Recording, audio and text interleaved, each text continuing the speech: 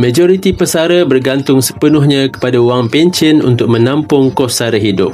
Tetapi satu perkara yang sering dilupakan, nilai duit pencen sebenarnya menyusut setiap tahun disebabkan inflasi.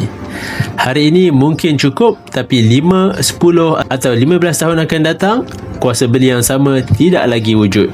Inilah musuh senyap pesara, inflasi. Dan di sinilah peranan emas.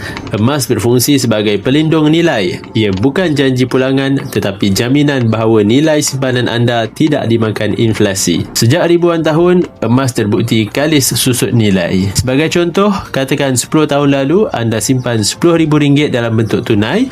Hari ini nilai kuasa beli jatuh hampir sekitar 20%. Tetapi jika dibekukan dalam bentuk emas 10 tahun yang lalu, nilai emas tersebut hari ini adalah sekitar RM35,000.